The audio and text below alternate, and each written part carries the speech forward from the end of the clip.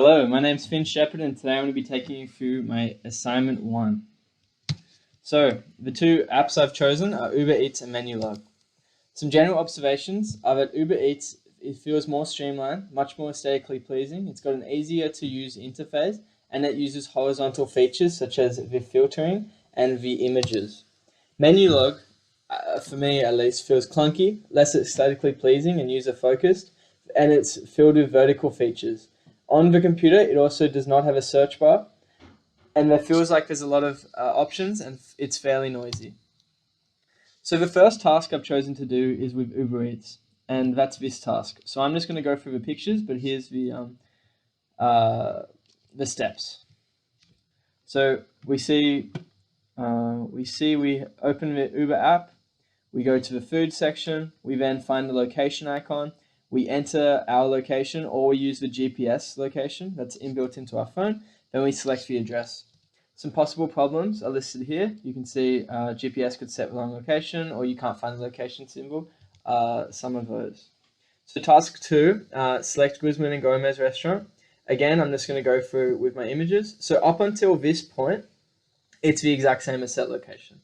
So after this, we're going to select the magnifying glass symbol that's synonymous for search. Then we're going to type into this bar which says, what are you craving? We're going to type Guzman, and after that we'll be given this option, which is shown. This is that page. It's shown right here.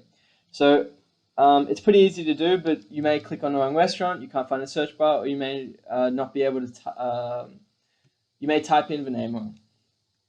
Okay, next. User using Ubereats to order pizza.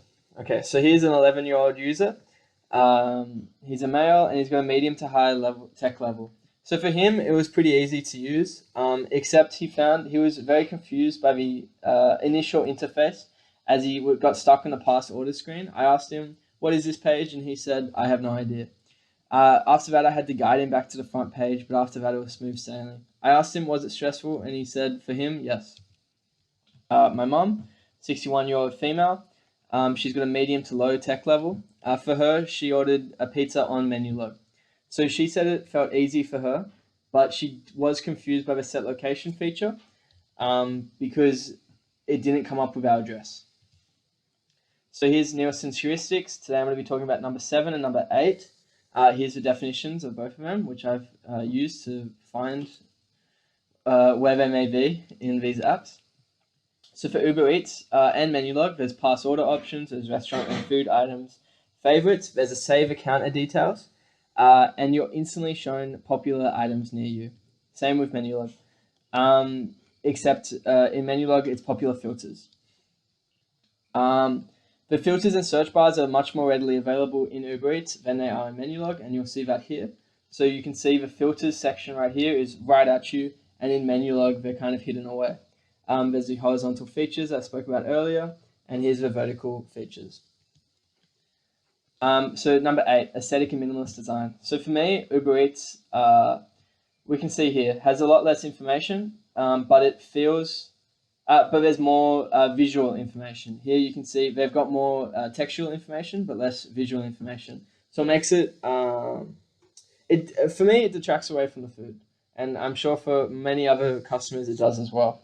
You can see both apps use symbolism and icons in these universal symbols. And you can see the amount of information is simply unnecessary for Menulog. And here there's just some necessities, such as the genres. So here's my first persona, Phil, a 28-year-old electrician. And here's my second, Sarah. So Phil cares deeply about his nutrition and his family, and he wants to have his dinner when he gets home. Sarah, she doesn't really care about nutrition, but she wants to get home and have her dinner, and she doesn't want to be hungry. So for both apps have some great features for both clients, but the biggest takeaways is there's a healthy filter, which is good for Phil on Ubereats. There's not on Menulog. It's a bit messy and hard to look at Menulog, so it's hard to use while driving or while doing something else, you know. But there's a fast food options are always shown first, so that may be good for Sarah, who doesn't really care about her diet. But other than that, both you can order ahead of time, and both remembers past orders and favorites. So mental model for both apps, they're given a similar screen to this when you order. This screen tells you what's going to happen, and it gives the user a good mental model of what is happening, right? So right now we can see in this one it's preparing our order, and eventually we'll go to its the orders with the driver, and then you can actually track the order. So that's really good for the user. And finally, two things that I would consider changing is Ubereats. The promotion time limit is a bit anxiety inducing. And for menu log, it's really hard to find food due to the double search bar.